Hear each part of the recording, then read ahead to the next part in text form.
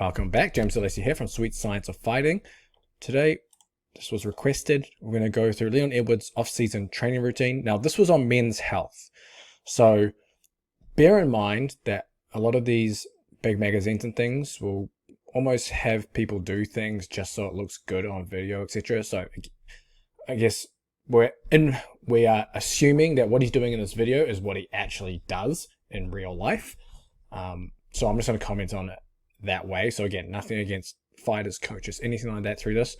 Also, make sure that you check out the first link in the description. The MMA Strength Conditioning Blueprint has been recently updated. Seriously, it's probably the best one out there, and it's free. So make sure you grab it, and I'll run through actual strength conditioning training for MMA that is going to benefit you and how you can do it. So let's go into this. I haven't watched this yet, so I'm just going off the cuff. So warm up. Looks like a light jog, 5-minute jog on the treadmill. Cool. Nothing wrong with that. And then dynamic stretching. He likes to do lunges and just anything with movement. Yeah, again, nothing wrong with that. So it's pretty much treadmill and some dynamic exercise. So first, we're doing 20 reps. What the fuck? So this is off-season training. So this is just to keep him in shape. What's he saying there? First exercise will be bench press. General strength. There's a little cardio element to it. So I'm assuming he's going to do some kind of circuit training here. So 20 rep dumbbell bench. And then superset it with chest supported row 20 reps. This is a nice exercise, this one. This chest supported row, I quite like it too. 3 to 4 supersets. Okay. Let's see what the rest of the session looks like before commenting on this 20 rep superset. The hell?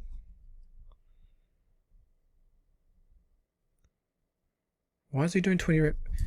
So there is a famous popular, and then 20 rep minutes. I'm not understanding what's going on currently, but there's a popular training program called 1x20 by Michael Yessis, the guy who brought plyometrics to America, and it's not done like this. But the general premise is it's typically used for, say, low training age individuals, and they do 1x20 of 20 different exercises, and then essentially you just progress in weight as you go through that. So that is actually something legit. However, this application is probably not legit. 5 seconds to 10-second sprint with 20 seconds rest just to maintain overall fitness. Is that the whole session? There's no way that this is what he does. There's just no way. Maybe back then, because this was a slightly older video, but there's no way this is what he does now. There's just absolutely no way. Firstly, okay, off-season. So we're going to assume off-season is you don't have a fight coming up. You're probably not going to have a fight coming up in, say, the next 6 months. Your goals during this time, it's not to just maintain a level of fitness, an overall fitness, and just get some work done in the gym. The goal now is to improve the underlying physical qualities that you need and you're gonna need, and to prepare yourself for when you do have a fight coming up and you're going to increase the technical training volume. Because during that time, you're not going to do a shit ton of work off the mats, out of the cage, whatever it is, because you have such a high technical training load. It doesn't mean you're not going to train. It doesn't mean you're not going to lift weights, do conditioning, etc. Just means this time you're going to focus on either 1, your main weaknesses, or 2, you're going to take a more generalized approach where you're going to enhance or focus mainly on maximal strength, just getting stronger while still having a speed power element in there, and or adding muscle mass depending on obviously weight class, etc. and what you need.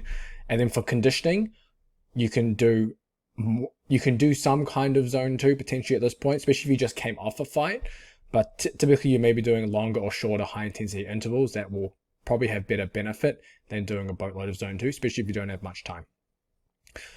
That will be what you want to do in this period. You also want to do with that conditioning some kind of, I guess, sprint power-based work with full recovery or near full recovery. So we're talking like bike sprint, hill sprint, rowing, anything that's just maximal speed and intent for 6 to 10 seconds. And then you're going to rest 1 to 3 minutes. Pretty much a full recovery, and repeat that just to that's going to be one of your ways of developing power, and then obviously the power stuff you do also in the gym. Now, 20 reps, there are very few exercises you'll do 20 reps on as an MMA fighter in the gym. The only thing that I would say you would do something like 20 reps on ever would be like isolation arm or shoulder work, potentially at the end of a session on some weeks. And that can just be a way, if you're trying to build muscle to get extra volume in, it can be a way of potentially improving fatigue resistance in some of those smaller muscles.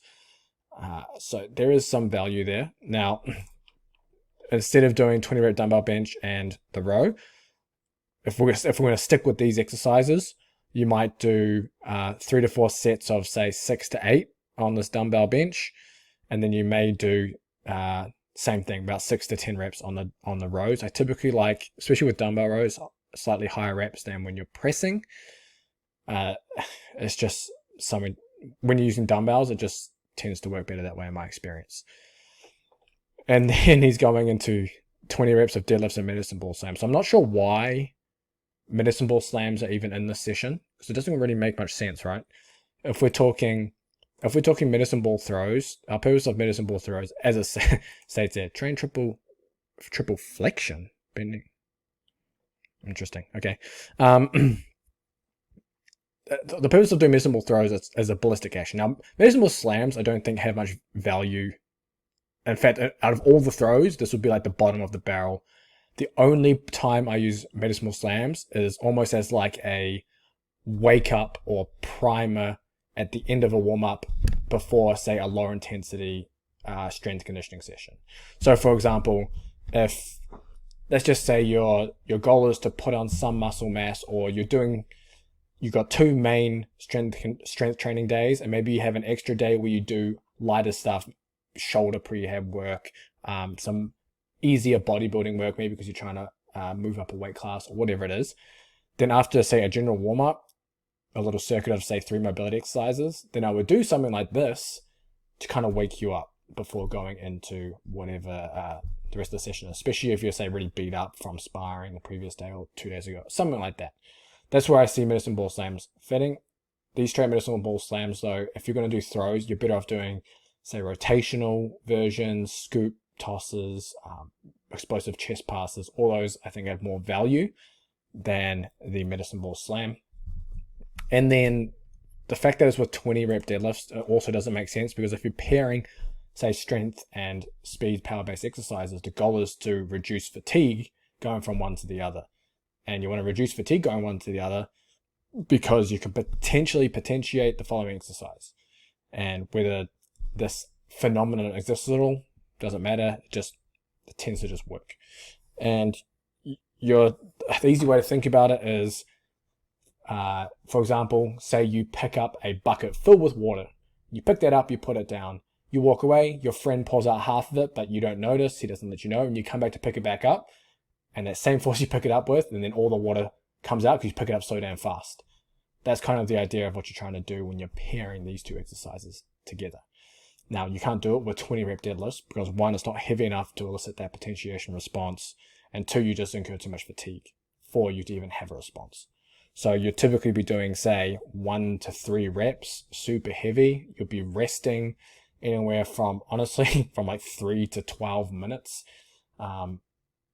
You can fill that time with some like easy mobility style exercises that don't fatigue you much. It could be even like some shoulder stuff or whatever it is you might need to do. Even some like, I was going to say neck, but neck can be a little tiring, just kind of depends on what you're doing. And then you might do your power-based exercises, and then you might rest less, like 2 to 5 minutes before going back to something like this heavy deadlift. That would make more sense. And you would do this before you did that upper body, because that would be your speed, that would be like your strength power-based component of the session. And then the upper body would be more hypertrophy based because of the higher reps. That would make more sense in the exercise order than doing this after the other stuff, especially if you're doing medicine ball slam. I think overall this session probably would be better laid out if you did the trap bar deadlift first, then he can do his medicine ball throw, and then do the push pull superset, and then do his conditioning finisher. And then that way, that would be a solid session, especially if you've reduced the reps, right? And then if we go into his little cardio finisher,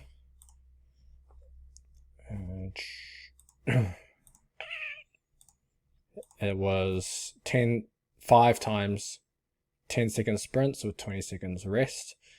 Yep, there's nothing wrong with that set and rep protocol. So directly after your strength training session, you can do stuff like that, almost sprint interval, repeat sprint based. Talked a lot about that on the Sweet Science of Fighting podcast. It's also detailed in the MMA Strength Conditioning Blueprint down below. Essentially, you're targeting peripheral adaptations. You do get some essentially targeted adaptations around the heart. Obviously depends where in your training week you are, etc. Whether you do something like a sprint interval. The goal is, though, typically, if you're doing with that short rest, you probably want to accumulate one more set here. Typically, you're looking at 1 to 2 minutes of total work. And then you're looking at a 1 to 2 to 1 to 8 work to rest ratio. And these need to be fucking hard. Like, I mean, he's just doing it for the camera, right? So it's just chilled so they can get the slow motion footage. But, you don't want to do it like that. You want to do it to the point where after the 10 seconds, you're so fucked you don't want to do another one.